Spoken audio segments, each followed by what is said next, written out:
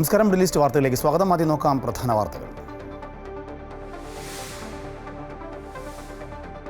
അൻവറിന് വഴങ്ങാതെ UDF. ആര്യാടൻ ഷൗക്കത്ത് തന്നെ സ്ഥാനാർത്ഥിയെന്ന് AICC പ്രഖ്യാപനം. അതൃപ്തി പരസ്യമാക്കി PV അൻവർ. ഷൗക്കത്തിന് ജനപിന്തുണയില്ലെന്നും അടുത്ത നീക്കം പാർട്ടിയുമായി ആലോചിച്ച ശേഷമെന്നും PV അൻവർ. സ്ഥാനാർത്ഥി ചർച്ചകൾക്കായി CPM സംസ്ഥാന സെക്രട്ടേറിയറ്റ് നാളെ. BJP തീരുമാനവും ഉടൻ.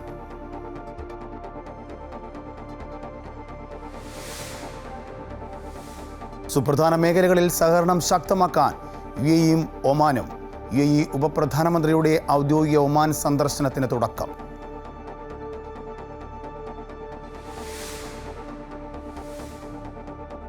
സൗദി ബാലന്റെ മരണത്തിൽ ഫറോക്ക് സ്വദേശി അബ്ദുൾ റഹീമിന് 20 വർഷം തടവ് ശിക്ഷ.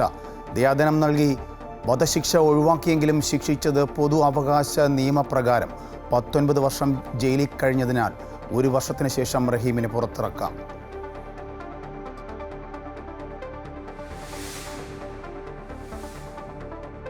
ഗാസയിലെ അഭയാർത്ഥി ക്യാമ്പിലുണ്ടായ ഇസ്രയേൽ ആക്രമണത്തിൽ മരണം 54. അഭയാർത്ഥി ക്യാമ്പായി പ്രവർത്തിച്ചിരുന്ന സ്കൂളിന് നേരെയും ആക്രമണം.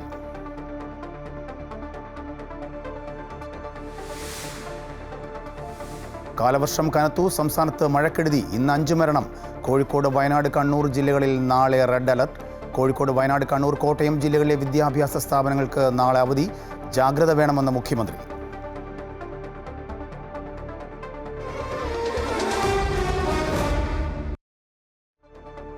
നിലമ്പൂർ ഉപതെരഞ്ഞെടുപ്പിൽ ആര്യാടൻ ഷൗക്കത്തിനെ UDF സ്ഥാനാർത്ഥിയാക്കി പ്രഖ്യാപിച്ചു കോൺഗ്രസ്. കൊച്ചിയിൽ ചേർന്ന യോഗത്തിന് പിന്നാലെ ഷൗക്കത്തിനെ സ്ഥാനാർത്ഥിയാക്കണമെന്ന നിർദ്ദേശം KPCC ഹൈക്കമാൻഡിനെ അറിയിച്ചിരുന്നു. PV അൻവറിന്റെ എതിർപ്പുകൾ അവഗണിച്ചാണ് സ്ഥാനാർത്ഥി നിർണയം. തെരഞ്ഞെടുപ്പിനെ നേരിടാൻ UDF സജ്ജമാണെന്ന് നേതാക്കൾ പ്രതികരിച്ചു. കൊച്ചിയിൽ KPCC അധ്യക്ഷൻ സണ്ണി ജോസഫിന്റെ നേതൃത്വത്തിൽ നടന്ന യോഗത്തിനൊടുവിലാണ് ആര്യാടൻ ഷൗക്കത്തിന്റെ പേര് ഉറപ്പായത്. വൈകിട്ടോടെ പ്രഖ്യാപനമുണ്ടായി.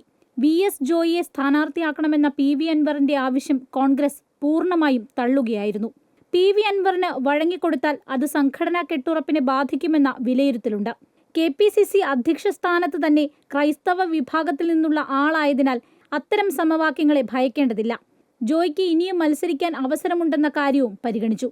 അൻവർ UDF വേദിയിൽ ഉണ്ടാകുമെന്നും തെരഞ്ഞെടുപ്പിനെ നേരിടാൻ UDF സജ്ജമാണെന്നും VD സതീശൻ പ്രതികരിച്ചു.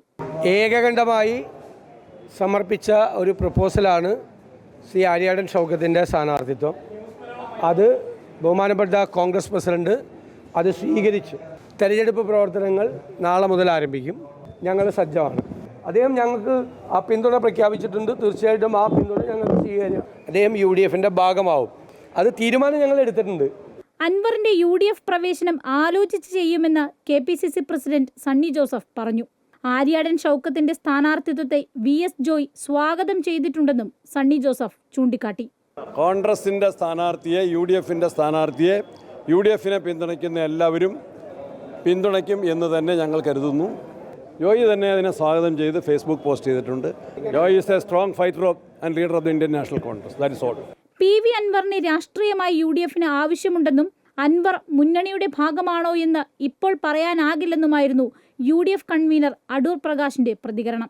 ശ്രീ അൻവറുമായി ബന്ധപ്പെട്ടുകൊണ്ട് അദ്ദേഹത്തിൻ്റെ സഹായങ്ങളും ഞങ്ങൾ ഏറ്റുവാങ്ങും. അത് പൊളിറ്റിക്കലായി ഞങ്ങളുടെ ആവശ്യമാണ്. അത് UDFൻ്റെ ഭാഗമാണോ എന്ന് ഇപ്പോൾ പറയാൻ പറ്റില്ല. UDFൻ്റെ ഞങ്ങൾ ചർച്ച ചെയ്താണ് തീരുമാനിക്കേണ്ടത്. തികഞ്ഞ ആത്മവിശ്വാസത്തിലാണ് UDF നിലമ്പൂരിൽ മത്സരത്തിനിറങ്ങുന്നത്. വളരെ വേഗത്തിൽ സ്ഥാനാർത്ഥി പ്രഖ്യാപനം നടന്നതും സംഘടനാ കെട്ടുറപ്പിന്റെ തെളിവായാണ് നേതാക്കൾ ഉയർത്തിക്കാട്ടുന്നത്. ഇടഞ്ഞു നിൽക്കുന്ന PV അൻവറിനെ എങ്ങനെ അനുനയിപ്പിക്കും എന്നതാണ് ഇനിയുള്ള ചോദ്യം. നിയമസഭാ തെരഞ്ഞെടുപ്പിന് മാസങ്ങൾ മാത്രം ബാക്കി നിൽക്കെ നിലമ്പൂർ ഉപതെരഞ്ഞെടുപ്പ് കോൺഗ്രസിന് അഭിമാന പ്രശ്നം കൂടിയാണ്. അമൃത ന്യൂസ്, കൊച്ചി. സീറ്റിനായി പാർട്ടിയിലേക്ക് അടുത്ത മത്സരം വിജയിച്ചാണ് ആര്യാടൻ ഷൗക്കത്ത് വീണ്ടും നിലമ്പൂരിൽ മത്സരത്തിന് ഇറങ്ങുന്നത്. കോൺഗ്രസ് രാഷ്ട്രീയത്തിലെ അതികായനായിരുന്ന ആര്യാടൻ മുഹമ്മദിന്റെ മകൻ എന്നതിലുപരി രാഷ്ട്രീയ, സിനിമ, സാമൂഹ്യ, സാംസ്കാരിക രംഗങ്ങളിൽ കഴിവ് തെളിയിച്ച വ്യക്തിത്വമാണ് ഷൗക്കത്തിൻ്റേത്. വെല്ലുവിളികൾ ഒരുപാടുണ്ടായിരുന്നു ആര്യാടൻ ഷൗക്കത്തിന് മുന്നിൽ. പക്ഷേ അതെല്ലാം അദ്ദേഹം മറികടന്നിരിക്കുന്നു. 4 തവണ മന്ത്രിയും 34 വർഷം MLAയുമായിരുന്ന മുതിർന്ന കോൺഗ്രസ് നേതാവ് ആര്യാടൻ മുഹമ്മദിന്റെ മകൻ ആര്യാടൻ ഷൗക്കത്ത് നിയമസഭയിലേക്ക് മത്സരത്തിനിറങ്ങുന്നത് ഇത് 2ാം തവണ. 2016-ൽ നിലമ്പൂരിൽ തന്നെ മത്സരിച്ച 11,504 വോട്ടുകൾക്ക് PV അൻവറിനോട് പരാജയപ്പെട്ടു. KSUവിലൂടെ പൊതുപ്രവർത്തനം തുടങ്ങിയ ഷൗക്കത്ത് നിലമ്പൂർ ഗ്രാമപഞ്ചായത്ത് പ്രസിഡന്റ്, നിലമ്പൂർ നഗരസഭാ ചെയർമാൻ എന്നീ പദവികൾ വഹിച്ചു. നിലവിൽ KPCC ജനറൽ സെക്രട്ടറി, തിരക്കഥാകൃത്ത്, നിർമ്മാതാവ് എന്നീ നിലകളിൽ സിനിമാരംഗത്തും കഴിവ് തെളിയിച്ചു. പാഠമൊന്ന്, ഒരു വിലാപം, ദൈവനാമത്തിൽ, വിലാപങ്ങൾക്കപ്പുറം എന്നീ സിനിമകൾക്ക് സംസ്ഥാന, ദേശീയ, അന്താരാഷ്ട്ര ചലച്ചിത്ര പുരസ്കാരങ്ങൾ ലഭിച്ചു. 2016 കൈവിട്ട നിയമസഭയിലേക്കുള്ള പ്രവേശനമെന്ന മോഹം മാറിയ രാഷ്ട്രീയ സാഹചര്യത്തിൽ കൈപ്പിടിയിലൊതുക്കാം എന്ന് തന്നെയാണ് ആര്യാടൻ ഷൗക്കത്തിന്റെ പ്രതീക്ഷ. UDFും വീണ്ടും നിലമ്പൂർ ആര്യാടൻ ഷൗക്കത്തിന്റെ സ്വപ്നം കാണുകയും ചെയ്യുന്നുണ്ട്. അമൃത ന്യൂസ്, മലപ്പുറം.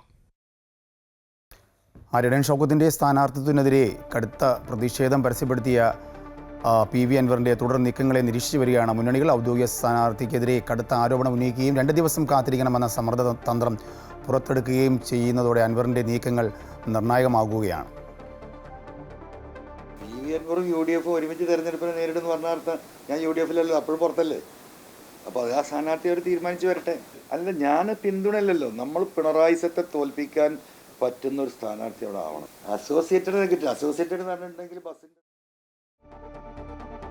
കരുവന്നൂർ ബാങ്ക് തട്ടിപ്പ് കേസിലെ അന്തിമ കുറ്റപത്രം എൻഫോഴ്സ്മെന്റ് ഡയറക്ടറേറ്റ് കോടതിയിൽ സമർപ്പിച്ചു. CPMനെയും പാർട്ടിയുടെ 3 മുൻ ജില്ലാ സെക്രട്ടറിമാരെയും പ്രതികളാക്കിയാണ് കല്ലൂരിലെ PMLA കോടതിയിൽ ED കുറ്റപത്രം സമർപ്പിച്ചത്. പാർട്ടിയിലെ മുതിർന്ന നേതാക്കൾ ഉൾപ്പെടെ കേസിൽ പ്രതികളായത് നിലമ്പൂർ ഉപതെരഞ്ഞെടുപ്പിന്റെ പശ്ചാത്തലത്തിൽ CPMന് പ്രതിസന്ധി ആയിരിക്കുകയാണ്. എൻഫോഴ്സ്മെന്റ് ഡയറക്ടറേറ്റ് സമർപ്പിച്ച അന്തിമ കുറ്റപത്രത്തിൽ പുതിയതായി 27 പ്രതികൾ കൂടിയുണ്ട്. ഇതോടെ കരുവന്നൂർ കേസിൽ ആകെ പ്രതികൾ 83ആയി. തട്ടിപ്പ് വഴി 180 കോടി പ്രതികൾ സമ്പാദിച്ചുവെന്നാണ് കുറ്റപത്രത്തിൽ പറയുന്നത്. CPM മുൻ ജില്ലാ സെക്രട്ടറിമാരായ MM Varghese, AC Moideen, K Radhakrishnan MP തുടങ്ങിയവരെയും കേസിൽ പ്രതികളാക്കിയിട്ടുണ്ട്.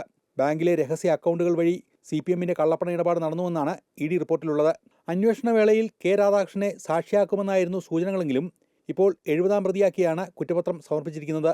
AC മൊയ്തീൻ 67-ാം പ്രതിയും MM വർഗീസ് 69-ാം പ്രതിയുമാണ്.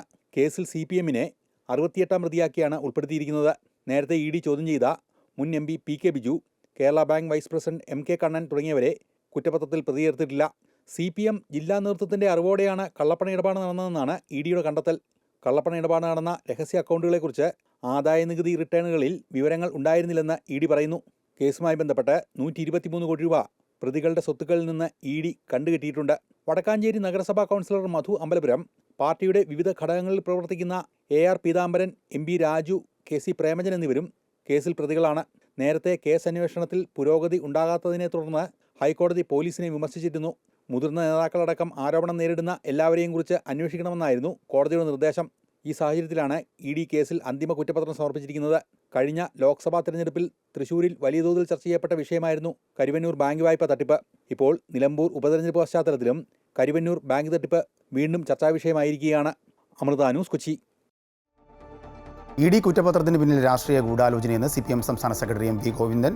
നിയമപരമായും രാഷ്ട്രീയപരമായും നേരിടും. കള്ളക്കേസ് എടുത്താൽ പാർട്ടിക്കും സർക്കാരിനും ഒരു ചുക്കും സംഭവിക്കില്ല. രാഷ്ട്രീയ ഗൂഢാലോചന തിരിച്ചറിയുവാനുള്ള കഴിവ് കേരളത്തിലെ ജനങ്ങൾക്കുണ്ടെന്നും അദ്ദേഹം പറഞ്ഞു. കരുവന്നൂർ കേസിൽ കുറ്റപത്രം സമർപ്പിച്ചിരിക്കുന്നത്. പക്ഷേ ഇതാദ്യമായി ഒരു രാഷ്ട്രീയ പാർട്ടി ചോദ്യകൊണ്ടാണ് ഇത്തരത്തിൽ ഒരു കുറ്റപത്രം സമർപ്പിച്ചിരിക്കുന്നത്. എങ്ങനെയാണ് ED എടുത്തുകൊണ്ടിരിക്കുന്ന നിലപാടിനെ സംബന്ധിച്ച് സുപ്രീം കോടതി അടിക്കടി പറഞ്ഞുകൊണ്ടിരിക്കുന്നതും കേരളത്തിലെ വിജിലൻസ് അന്വേഷണത്തിൻ്റെ ഭാഗമായിട്ട് പ്രതിയാക്കപ്പെട്ട ഉന്നത ED ഉദ്യോഗസ്ഥന്മാരുൾപ്പെടെ കേസ് അഭിമുഖീകരിച്ച് ചെയ്യുന്ന ഈ പശ്ചാത്തലത്തിൽ CPMനെ ഒരു പ്രതിയായി കളയാം. കരുവന്നൂർ കുറ്റപത്രം കൊടുത്തത് മാധ്യമങ്ങളിലൂടെ അറിഞ്ഞുവെന്നും വിശദാംശങ്ങൾ അറിവായിട്ടില്ല എന്നും AC മൊയ്തീൻ പ്രതികരിക്കുന്നു. ED എങ്ങനെയാണ് കേസുകൾ കൈകാര്യം ചെയ്യുന്നത് എന്ന് രാജ്യവും കേരളവും കണ്ടതാണ്. കരുവന്നൂർ കേസിൽ പാർട്ടിക്ക് ബന്ധമില്ല. ബാങ്കിൽ പ്രശ്നങ്ങൾ ഉണ്ടായി എന്ന് ഞങ്ങൾ സമ്മതിച്ച കാര്യമാണ്. കരുവന്നൂർ പണം ഉപയോഗിച്ച് CPM ഒരു പാർട്ടി ഓഫീസും നിർമ്മിച്ചിട്ടില്ല എന്നും അദ്ദേഹം പറഞ്ഞു. മാധ്യമങ്ങളിൽ കൂടി ഞാനൊന്നും അറിഞ്ഞു. എനിക്കതിൻ്റെ ഡീറ്റെയിൽ ലഭ്യമായിട്ടില്ല. ആരൊക്കെയാണ് കുറ്റപത്രത്തിൽ ഉൾപ്പെട്ടിട്ടുള്ളത് എന്ന് മനസ്സിലാക്കാൻ എനിക്കായിട്ടില്ല. നിങ്ങളിൽ നിന്ന് ഞാനുണ്ടെന്ന് മനസ്സിലായി. EDയുടെ നിലപാട് എന്താണെന്ന് രാജ്യവും കേരളവും കോടതിയും വിലയിരുത്തിയിട്ടുണ്ട്. ഇപ്പോൾ ED എങ്ങനെയാണ് കേസുകൾ കൈകാര്യം ചെയ്യുന്നത് എന്നും രാജ്യത്തെ ജനങ്ങൾ കണ്ടതാണ്. കേരളത്തിൽ പ്രത്യേകിച്ചും പാർട്ടിക്ക് ആ കാര്യത്തിൽ യാതൊരു ബന്ധവുമില്ല. അതേസമയം എന്താണ് EDയുടെ കുറ്റപത്രത്തിലെന്ന് മനസ്സിലാക്കാനായിട്ടില്ല എന്ന് K രാധാകൃഷ്ണൻ. മാർച്ച് 17 തന്നെ ED ആവശ്യപ്പെട്ട എല്ലാ രേഖകളും കൈമാറിയിരുന്നു. ഏപ്രിൽ 8 മൊഴി കൊടുത്തത്. ചോദ്യങ്ങൾ വളരെ സൗഹാർദ്ദപരമായിരുന്നു. ഇപ്പോഴത്തെ നടപടികളുടെ ലക്ഷ്യം CPM-നെ തകർക്കുക എന്നതാണ്. പാർട്ടിയുമായി ആലോചിച്ച് നിയമപരമായും രാഷ്ട്രീയപരമായും നേരിടുമെന്നും കെ രാധാകൃഷ്ണൻ പറഞ്ഞു. എന്താണ് കൃത്യമായിട്ട് ED കൊടുത്ത കുറ്റപത്രത്തിൽ പറയുന്നതെന്നുകൂടി മനസ്സിലാക്കേണ്ടതുണ്ട്. ED നേരത്തെ കഴിഞ്ഞ മാർച്ച് 13 എനിക്ക് ആദ്യമായിട്ട് ഒരു നോട്ടീസ് അയക്കേണ്ടായി. അതായത് കരുവന്നൂർ ക്രമക്കേടുമായി ബന്ധപ്പെട്ടുകൊണ്ട്, കരുവന്നൂർ ബാങ്കിലെ ക്രമക്കേടുമായി ബന്ധപ്പെട്ടുകൊണ്ട് അതിൻ്റെ മൊഴിയെടുക്കുന്നതിൻ്റെ ഭാഗമായിട്ടാണ് നോട്ടീസ് വന്നത്. ഇതിൻ്റെ ലക്ഷ്യം എന്ന് പറയുന്നത് CPM-നെ അല്ലെങ്കിൽ ഇടതുപക്ഷം നേതൃത്വം കൊടുക്കുന്ന CPM-നെ തകർക്കുക എന്നുള്ളതാണ് എൻ്റെ പിന്നിലെ ലക്ഷ്യം. സൗദി ബാലനെ കൊലപ്പെടുത്തിയ കേസിൽ റിയാദ് ജയിലിൽ കഴിയുന്ന കോഴിക്കോട് ഫറോക്ക് സ്വദേശി അബ്ദുൾ റഹീമിന് 20 വർഷത്തെ തടവ്. പൊതു അവകാശ നിയമപ്രകാരമാണ് ശിക്ഷ. 19 വർഷമായി ജയിലിൽ കഴിയുന്നതിനാൽ 1 വർഷത്തിന് ശേഷം റഹീമിനെ പുറത്തിറങ്ങാൻ കഴിയും. മകനെ ഒന്ന് കണ്ടാൽ മതിയെന്ന് മാതാവ് ഫാത്തിമ പ്രതികരിച്ചു. സൗദി ബാലൻ കൊല്ലപ്പെട്ട കേസിൽ റിയാദ് ക്രിമിനൽ കോടതിയിൽ നടന്ന സിറ്റിംഗിലാണ് അബ്ദുൾ റഹീമിനെ പൊതു അവകാശ നിയമപ്രകാരം 20 വർഷത്തേക്ക് തടവ് ശിക്ഷയ്ക്ക് വിധിച്ചത്. 19 വർഷത്തോളമായി ജയിലിൽ കഴിയുന്നതിനാൽ അടുത്ത വർഷം റഹീം ജയിൽ മോചിതനാകും. ഈ മാസം 5-ന് സിറ്റിംഗ് നടന്നിരുന്നുവെങ്കിലും ഒറിജിനൽ കേസ് ഡയറി പരിശോധിക്കാൻ കൂടുതൽ സമയം വേണമെന്നാവശ്യപ്പെട്ട് കേസ് മാറ്റിവെക്കുകയായിരുന്നു. 34 കോടി രൂപ ദയാധനം സ്വീകരിച്ച് സൗദി കുടുംബം മാപ്പ് നൽകിയതോടെയാണ് കഴിഞ്ഞ ജൂലൈ 2-ന് റഹീമിന്റെ വധശിക്ഷ റദ്ദാക്കിയത്. എന്നാൽ പബ്ലിക് റൈറ്റ് പ്രകാരം തീർപ്പാവാത്തത് മൂലമാണ് ജയിൽ മോചനം നീണ്ടുപോയത്. വിധി ആശ്വാസകരമാണെന്നും വിധി പകർപ്പ് വന്നാലേ ബാക്കി വിവരം ലഭ്യമാവുകയുള്ളൂ എന്നും നിയമസഹായ സമിതി അറിയിച്ചു. മരിക്കുന്നതിന് മുൻപേ റഹീമിനെ കാണണമെന്ന് മാതാവ് ഫാത്തിമ പറഞ്ഞു. 2006 നവംബറിലാണ് സൗദി ബാലൻ അനസ് അൽ ഫായിസിനെ കൊലപ്പെടുത്തിയ കേസിൽ അബ്ദുൾ റഹീം അറസ്റ്റിലാകുന്നത്. അമൃത ന്യൂസ്, കോഴിക്കോട്. UAE ഉപപ്രധാനമന്ത്രിയും പ്രതിരോധ മന്ത്രിയും ദുബായ് കിരീടാവകാശിയുമായ Sheikh Hamdan bin Mohammed bin Rashid Al മക്തൂമിൻ്റെ ഔദ്യോഗിക ഒമാൻ സന്ദർശനത്തിന് തുടക്കമായി. ഒമാനിലെ ഭരണാധികാരി Sultan Haitham bin Tariq Al സയ്യിദുമായി ഷെയ്ഖ് ഹംദാൻ കൂടിക്കാഴ്ച നടത്തി. ദുബായ് 2ാം ഉപഭരണാധികാരി Sheikh Ahmed bin Mohammed bin Rashid Al Maktoum, Dubai civil aviation authority പ്രസിഡന്റും എമിറേറ്റ്സ് എയർലൈൻ ഗ്രൂപ്പ് ചെയർമാനും CEO-യുമായ Sheikh Ahmed bin Saeed Al Maktoum ഉൾപ്പെടെയുള്ള ഉന്നതതല സംഘവും ഷെയ്ഖ് ഹംദാനൊപ്പമുണ്ട്. ഇരു രാജ്യങ്ങളും തമ്മിലുള്ള ബന്ധം ദൃഢമാക്കുന്നതിനും കൂടുതൽ മേഖലകളിലെ സഹകരണം സാധ്യമാക്കുന്നതിനുമാണ് ഷെയ്ഖ് ഹംദാൻ്റെ ഒമാൻ സന്ദർശനം.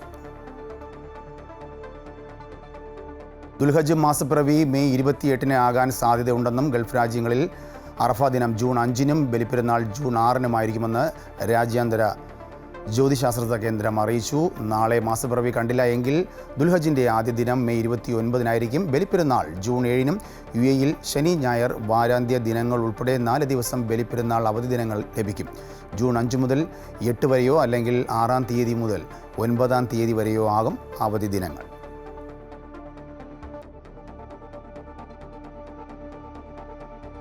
UAE-യിലും ഇന്ത്യയിലും ആതുര ശുശ്രൂഷ മേഖലയിൽ സജീവ സാന്നിധ്യമായ ആസ്റ്റർ DM ഹെൽത്ത് കെയർ നൽകുന്ന ആസ്റ്റർ ഗാർഡിയൻസ് ഗ്ലോബൽ നഴ്സിംഗ് പുരസ്കാര ദാനം ദുബായിൽ നടന്നു.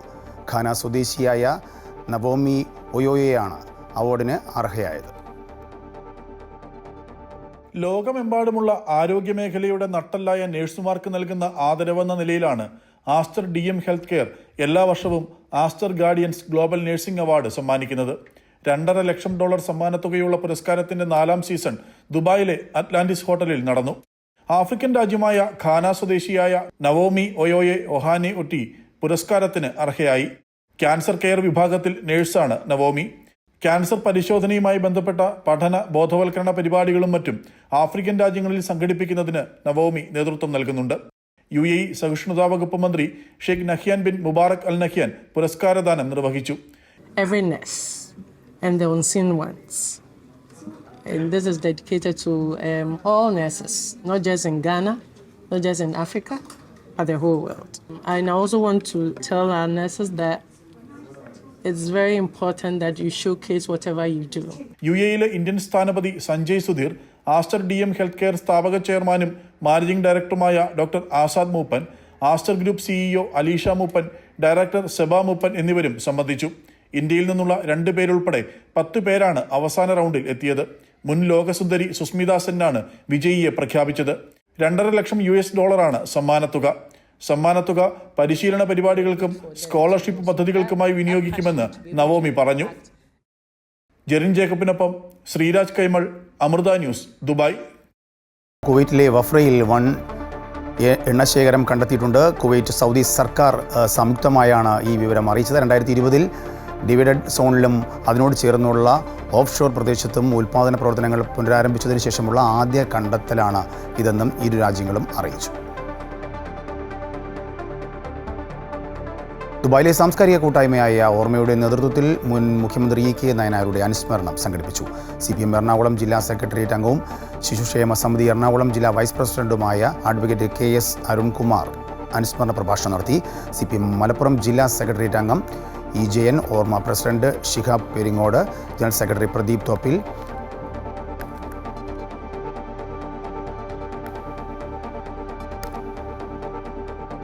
എന്നിവർ പരിപാടിയിൽ പങ്കെടുത്തു.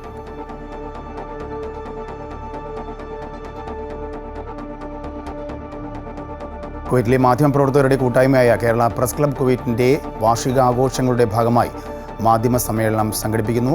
Salmiya Indian community senior school ഓഡിറ്റോറിയത്തിൽ ജൂൺ 6-ാം തീയതി വൈകിട്ട് 5:30 സമ്മേളനം ആരംഭിക്കും. മാധ്യമരംഗത്തെ പ്രമുഖരായ R. രാജഗോപാൽ, ജോണി ലൂക്കോസ്, മാധു സജി എന്നിവർ സമ്മേളനത്തിൽ പങ്കെടുക്കും. അന്തരിച്ച മലയാള മനോരമ ഫോട്ടോഗ്രാഫർ ഗഫൂർ മുഡാഡിയുടെ പേരിലുള്ള ന്യൂസ് ഫോട്ടോഗ്രാഫി പുരസ്കാര ജേതാവിനെ മാധ്യമ സമ്മേളന വേദിയിൽ വെച്ച് പ്രഖ്യാപിക്കും. ഗസൽ ഗായകൻ ഷെബി സമന്തറിൻ്റെ നേതൃത്വത്തിൽ സംഗീത വിരുന്നും അരങ്ങേറും.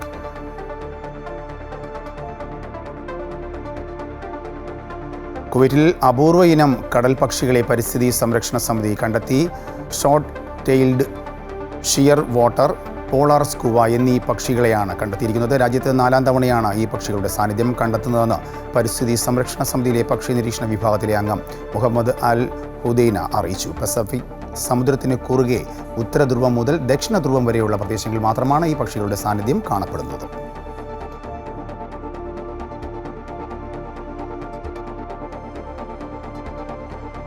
ജിദ്ദയിലെ വെസ്റ്റേൺ ഹജ്ജ് ടെർമിനലിൽ നടന്നുവരുന്ന ഇസ്ലാമിക് ആർട്സ് ബിനാലെ സമാപിച്ചു. ലോകപ്രശസ്ത ക്യൂറേറ്ററും ചിത്രകാരനുമായ ബോസ് കൃഷ്ണമാചാരി വിശിഷ്ടാതിഥിയായിരുന്നു.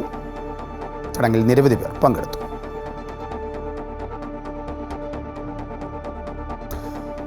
കൊച്ചി പുറംകടലിൽ മുങ്ങിയ കപ്പലിൽ നിന്നുള്ള കണ്ടെയ്നറുകൾ കൊല്ലം തീരത്ത് അടിയുകയാണ്. 20ഓളം കണ്ടെയ്നറുകളാണ് വിവിധയിടങ്ങളിലായി തീരത്ത് അടിഞ്ഞത്. കൊച്ചിയിൽ മറിഞ്ഞ കപ്പലിൽ നിന്നും ഒഴുകിയെത്തിയ കണ്ടെയ്നറാണ് ചെറിയഴീക്കലിൽ ആദ്യം അടിയുന്നത്. തൊട്ടടുത്ത പ്രദേശത്ത് താമസിക്കുന്നവരാണ് അതിഭീകര ശബ്ദം കേട്ട് ഇത് കണ്ടെയ്നറാണെന്ന് തിരിച്ചറിയുന്നത്. തുടർന്ന് ഇവർ സുരക്ഷാ ഉദ്യോഗസ്ഥരെയും ജില്ലാ ഭരണകൂടത്തെയും ഒക്കെ വിവരമറിയിക്കുകയായിരുന്നു. തുടർന്നാണ് ഈ കണ്ടെയ്നറുമായി ബന്ധപ്പെട്ട ബാക്കി നിർദ്ദേശങ്ങളും ഒക്കെ ഉണ്ടാകുന്നത്. ഈ കണ്ടെയ്നർ കപ്പലിൽ നിന്നും ഒഴുകിയെത്തിയതാണെന്ന്, മറിഞ്ഞ കപ്പലിൽ നിന്നും ഒഴുകിയെത്തിയതാണെന്നുള്ള വിവരങ്ങൾ ലഭിക്കുന്നത്. ഭയങ്കരമായ ശബ്ദമായിരുന്നു. അപ്പോൾ ശക്തമായ കാറ്റും മഴയും കാരണം ഞങ്ങൾക്ക് ഇറങ്ങാൻ പറ്റില്ല. എന്നാലും ഇത് എന്തുവാണെന്ന് അറിയാൻ വേണ്ടി ഞാനും മോനും കൂടെ ഇവിടുത്തെ കൊച്ചുമായിട്ട് വന്ന് നോക്കിയപ്പോൾ അത് പകുതി മാത്രമേ ഇങ്ങോട്ട് കയറിയിരുന്നുള്ളൂ. അപ്പോൾ അതൊരു ഷീറ്റ് കല്ലിൽ ഇടിക്കുകയാണെന്ന് ആദ്യം മനസ്സിലാക്കിയത്. പിന്നെ വീണ്ടും ഭയങ്കര ശബ്ദം കേട്ടതുകൊണ്ട് വീണ്ടും വന്ന് നോക്കുമ്പോഴാണ് ഇത് കണ്ടെയ്നറാണെന്ന് മനസ്സിലായി. പെട്ടെന്ന് തന്നെ ഞങ്ങൾ പ്രസിഡന്റിനെ അറിയിക്കുകയായിരുന്നു. തീരത്തടിഞ്ഞ കണ്ടെയ്നറുകളിൽ ഒന്നാണ് എനിക്ക് പിന്നിൽ കാണുന്നത്. ഇതും തുറന്ന നിലയിലാണ്. നീണ്ടകര, ശക്തികുളങ്ങര, തങ്കശ്ശേരി, കൊല്ലം ബീച്ച്, താന്നി തുടങ്ങി തീരദേശങ്ങളിലെല്ലാം കണ്ടെയ്നറുകൾ ഒഴുകിയെത്തി. ആദ്യം ശ്രദ്ധയിൽപ്പെട്ട കണ്ടെയ്നർ തകർന്ന നിലയിലായിരുന്നുവെങ്കിൽ പിന്നീട് തീരത്തടിഞ്ഞവയിൽ പലതും ലോക്ക് ചെയ്ത നിലയിൽ തന്നെയായിരുന്നു. ഇതോടെ വീണ്ടും ആശങ്കകൾ ഉയർന്നു. കരുനാഗപ്പള്ളി ACP ജാഗ്രതാ നിർദ്ദേശം നൽകി.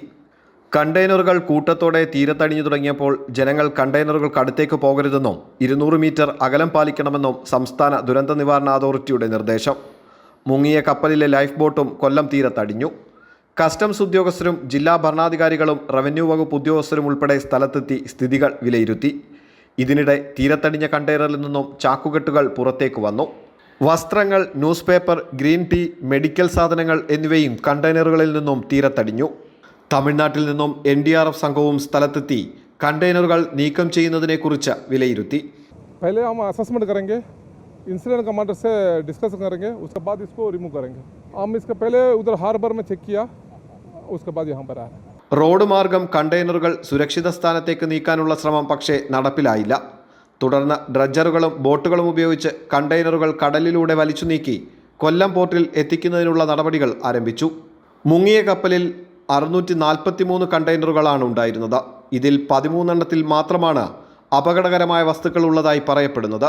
കടലിൽ നിന്നും തീരത്തടിയുന്ന സംശയാസ്പദമായ വസ്തുക്കളിൽ തുടരുതെന്ന് ജില്ലാ ദുരന്ത നിവാരണ അതോറിറ്റി ജാഗ്രതാ നിർദ്ദേശം പുറപ്പെടുവിച്ചു. കണ്ടെയ്നറുകൾ കടലിൽ ഒഴുകി നടക്കുന്നതിനാൽ മത്സ്യബന്ധനത്തിനായി കടലിൽ പോകുന്നവർ സൂക്ഷിക്കണമെന്നും ജില്ലാ ഭരണകൂടം മുന്നറിയിപ്പ് നൽകി. പ്രദീപ് വാളത്തുങ്കലിനൊപ്പം സുധീഷ്, അമൃത ന്യൂസ്, കൊല്ലം. നേരത്തെ പൂർത്തിയാക്കാൻ കഴിയാത്ത വാർത്തയിലേക്ക്. ജിദ്ദയിലെ വെസ്റ്റേൺ ഹജ്ജ് ടെർമിനലിൽ നടന്നുവരുന്ന ഇസ്ലാമിക് ആർട്സ് ബിനാലെ സമാപിച്ചു. ലോക പ്രശസ്ത ക്യൂറേറ്ററും ചിത്രകാരനുമായ ബോസ് കൃഷ്ണമാചാരി വിശിഷ്ട അതിഥിയായി സമാപന ദിവസം പങ്കെടുത്തു. ജനുവരി 25 ജിദ്ദയിൽ ആരംഭിച്ച ഇസ്ലാമിക് ആർട്സ് ബിനാലെ നിരവധി പേരെ ആകർഷിച്ച് മെയ് 25 സമാപിച്ചു.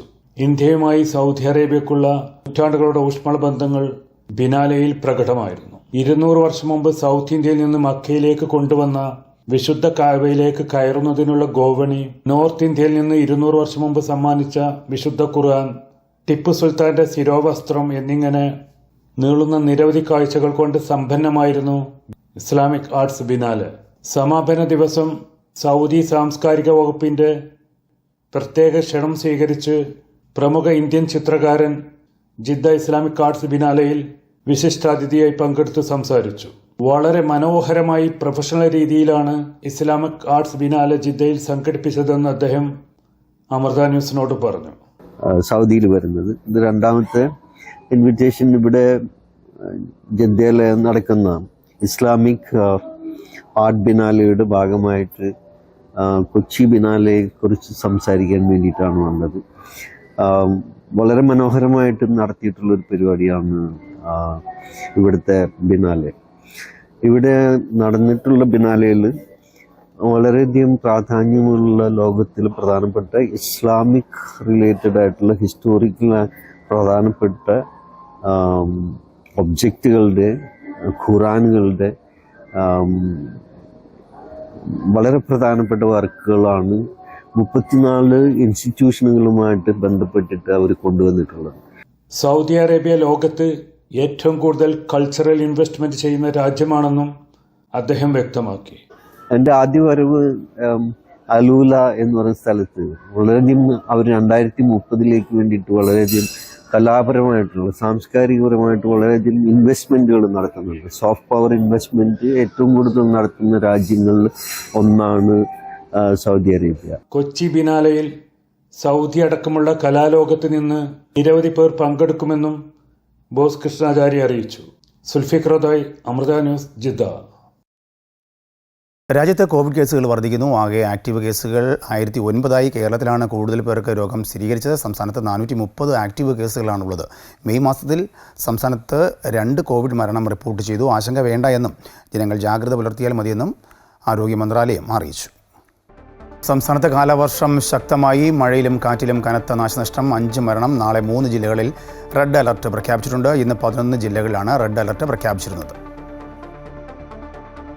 കോഴിക്കോട്, വയനാട്, കണ്ണൂർ ജില്ലകളിലാണ് റെഡ് അലർട്ട് പ്രഖ്യാപിച്ചിട്ടുള്ളത്. അതിതീവ്ര മഴയ്ക്കുള്ള സാധ്യതയാണ് ഈ ജില്ലകളിൽ പ്രവചിച്ചിരിക്കുന്നത്. 24 മണിക്കൂറിൽ 204.4 മില്ലിമീറ്ററിൽ കൂടുതൽ മഴ ലഭിക്കുന്ന സാഹചര്യത്തെയാണ് അതിതീവ്ര മഴ എന്നതുകൊണ്ട് ഉദ്ദേശിക്കുന്നത്. തൃശൂർ, മലപ്പുറം, കാസർഗോഡ് ജില്ലകളിൽ നാളെ ഓറഞ്ച് അലർട്ടാണ്. മറ്റെല്ലാ ജില്ലകളിലും യെല്ലോ അലർട്ടും പ്രഖ്യാപിച്ചിട്ടുണ്ട്. ഇന്ന് തിരുവനന്തപുരം, കൊല്ലം, ആലപ്പുഴ ജില്ലകളിലൊഴികെ മറ്റെല്ലാ ജില്ലകളിലും റെഡ് അലർട്ടായിരുന്നു. മഴ ശക്തമാകുന്ന സാഹചര്യത്തിൽ കോഴിക്കോട്, കണ്ണൂർ, വയനാട്, കോട്ടയം ജില്ലകളിലെ വിദ്യാഭ്യാസ സ്ഥാപനങ്ങൾക്ക് നാളെ അവധിയാണ്. അതിശക്തമായ മഴയാണ് സംസ്ഥാനത്ത് എല്ലാ ജില്ലകളിലും ലഭിക്കുന്നത്. 40 മുതൽ 60 കിലോമീറ്റർ വരെ വേഗതയിലുള്ള കാറ്റിന് സാധ്യതയെന്ന് കാലാവസ്ഥാ വകുപ്പ് മുന്നറിയിപ്പ് നൽകിയിരുന്നു. മഴ ശക്തമായ സാഹചര്യത്തിൽ വൈകുന്നേരം 3:30-ക്ക് റെഡ് അലർട്ടുള്ള ജില്ലകളിലും 4 മണിക്ക് ഓറഞ്ച് അലർട്ടുള്ള ജില്ലകളിലും കവചം മുന്നറിയിപ്പ് സംവിധാനത്തിന്റെ ഭാഗമായുള്ള സൈറണുകൾ മുഴങ്ങി. ഇന്നും നാളെയും ശക്തമായ ഇടിമിന്നലിന് സാധ്യതയുണ്ട്. നാളെ ബംഗാൾ ഉൾക്കടലിന് മുകളിലായി പുതിയ ന്യൂനമർദ്ദം രൂപപ്പെട്ടേക്കുമെന്ന് മുന്നറിയിപ്പുണ്ട്. കേരള തീരത്ത് നാളെ രാത്രി 8:30 വരെ ഉയർന്ന തിരമാലയ്ക്കും കടലാക്രമണത്തിനും സാധ്യതയുണ്ട്. തീരദേശവാസികൾ ജാഗ്രത പാലിക്കണം. വെള്ളിയാഴ്ച വരെ കേരള, കർണാടക, ലക്ഷദ്വീപ് തീരങ്ങളിൽ മത്സ്യബന്ധനത്തിനും വിലക്കുണ്ട്. സംസ്ഥാനത്ത് 5 മരണങ്ങൾ കാലവർഷക്കെടുതിയുമായി ബന്ധപ്പെട്ട് സംഭവിച്ചു. 29 വീടുകൾ പൂർണ്ണമായും 868 വീടുകൾ ഭാഗികമായും തകർന്നു. ഇടുക്കി, കോഴിക്കോട് ജില്ലകളിൽ ഓരോ ക്യാമ്പുകൾ വീതവും വയനാട് ജില്ലയിൽ 5 ക്യാമ്പുകൾ വീതവും നിലവിൽ പ്രവർത്തിക്കുന്നുണ്ട്. അമൃത ന്യൂസ്, തിരുവനന്തപുരം. മധ്യകേരളത്തിലെ വിവിധ ജില്ലകളിൽ മഴക്കെടുതി തുടരുന്നു. എറണാകുളം ജില്ലയിൽ വീടുകൾക്ക് വ്യാപക നാശനഷ്ടമുണ്ടായി. ജില്ലയിൽ 360 ദുരിതാശ്വാസ ക്യാമ്പുകളും തുറന്നിട്ടുണ്ട്.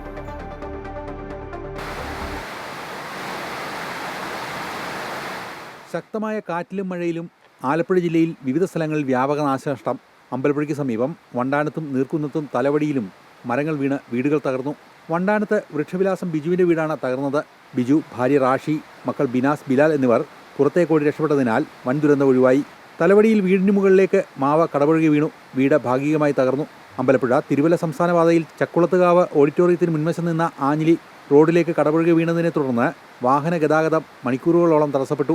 മഴക്കാല രക്ഷാപ്രവർത്തനത്തിനിടെ ചേർത്തല ഫയർഫോഴ്സ് ഉദ്യോഗസ്ഥനായ സുബിൻ KS കാലിൽ മരം തെന്നി വീണ് ഗുരുതരമായി പരിക്കേറ്റു.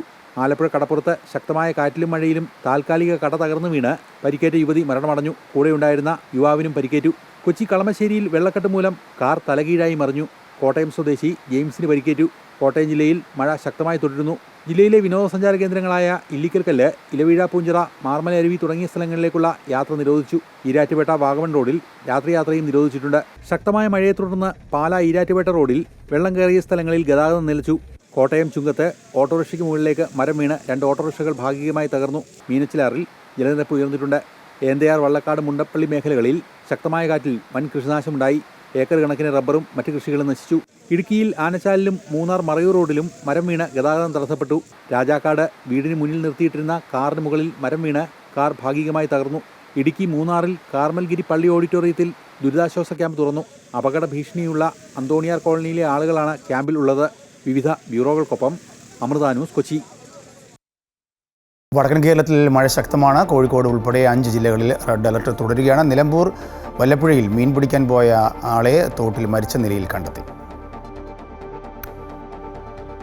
വരും മണിക്കൂറുകളിലും വടക്കൻ ജില്ലകളിൽ മഴ ശക്തമാകുമെന്നാണ് കാലാവസ്ഥാ വകുപ്പിന്റെ മുന്നറിയിപ്പ്. കാസർകോട്, കണ്ണൂർ, വയനാട്, കോഴിക്കോട്, മലപ്പുറം ജില്ലകളിൽ ഇന്നലെ പ്രഖ്യാപിച്ച റെഡ് അലർട്ട് പിൻവലിച്ചിട്ടില്ല. വിവിധയിടങ്ങളിൽ ഇന്നലെ തുടങ്ങിയ മഴ ഇപ്പോഴും ശക്തമാണ്. നിലമ്പൂർ വല്ലപ്പുഴയിൽ തോട്ടിൽ ഒരാളെ മരിച്ച നിലയിൽ കണ്ടെത്തി. മീൻ പിടിക്കാൻ പോയ വല്ലപ്പുഴ സ്വദേശി മനോലൻ റഷീദിനെയാണ് ഇന്ന് രാവിലെ മരിച്ച നിലയിൽ കണ്ടെത്തിയത്. ശക്തമായ മഴയിൽ പലയിടങ്ങളിലും വെള്ളം കയറിയതിനെ തുടർന്ന് ആളുകളെ മാറ്റിപ്പാർപ്പിച്ചു. കോഴിക്കോട് താലൂക്കിൽ 2 ദുരിതാശ്വാസ ക്യാമ്പുകളും വടകര താലൂക്കിൽ 1 ക്യാമ്പുമാണ് തുറന്നത്. 21 കുടുംബങ്ങളിൽ നിന്നായി 75 പേരാണ് ഈ ക്യാമ്പുകളിലായി കഴിയുന്നത്. അതോടൊപ്പം ശക്തമായ കാറ്റിലും മഴയിലും നിരവധി നാശനഷ്ടമാണ് ജില്ലകളിൽ റിപ്പോർട്ട് ചെയ്യുന്നത്. കനത്ത മഴയിൽ കോഴിക്കോട് പെരുവയൽ, കല്ലേരി, കോയങ്ങോട്ടുമ്മൽ മതിലിടിഞ്ഞ് വീണ് വീട് തകർന്നു. കോയങ്ങോട്ടുമ്മൽ ജയശ്രീയുടെ ലൈഫ് പദ്ധതിയിൽ ലഭിച്ച വീടിന്റെ അടുക്കള ഭാഗമാണ് തകർന്നത്. തൊട്ടടുത്ത വീടിന്റെ അടുക്കള ഭാഗത്തെ 10 മീറ്ററിലേറെ ഉയരമുള്ള മതിലാണ് പൂർണ്ണമായും ഇടിഞ്ഞ് ജയശ്രീയുടെ വീടിന് മുകളിലേക്ക് വീണത്. മതിൽ വീഴുന്ന സമയത്ത് 2 വീടുകളിലും വീട്ടുകാർ ഉണ്ടായിരുന്നു. എന്നാൽ ആരും പരിക്കേൽക്കാതെ രക്ഷപ്പെട്ടു. വയനാടും അതിശക്തമായ മഴ തുടരുകയാണ്. കഴിഞ്ഞ വർഷത്തെ ഉരുൾപൊട്ടലിന്റെ പശ്ചാത്തലത്തിൽ വയനാട് ജില്ലയിൽ അതീവ സുരക്ഷ ഏർപ്പെടുത്തിയിരിക്കുകയാണ് ജില്ലാ ഭരണകൂടം. മേപ്പാടി ഉൾപ്പെടെ വിവിധ ഭാഗങ്ങളിൽ ഇതിനോടകം നിരവധി കൺട്രോൾ റൂമുകൾ തുറന്നിട്ടുണ്ട്. അതോടൊപ്പം ദുരിതാശ്വാസ ക്യാമ്പുകളും സജ്ജമാണ്. കാസർകോട്, കണ്ണൂർ തുടങ്ങിയ ജില്ലകളിലും ശക്തമായ മഴയാണ് അനുഭവപ്പെടുന്നത്. വടക്കൻ കേരളത്തിൽ മഴ ശക്തമാകാൻ സാധ്യതയുള്ളതിനാൽ ജില്ലാ ഭരണകൂടങ്ങളോട് അതീവ ജാഗ്രത പുലർത്താനാണ് ദുരന്ത നിവാരണ അതോറിറ്റിയുടെ മുന്നറിയിപ്പ്. മലയോര തീരദേശ മേഖലയിലുള്ളവർ പ്രത്യേക ജാഗ്രത പുലർത്താനും മുന്നറിയിപ്പുണ്ട്. അമൃത ന്യൂസ്, കോഴിക്കോട്. ഇതോടുകൂടി വാർത്താ ബുള്ളറ്റിൻ പൂർണ്ണമാകുന്നു. കൂടുതൽ വാർത്തയ്ക്കായി അമൃത ന്യൂസ് യൂട്യൂബ് കാണുക.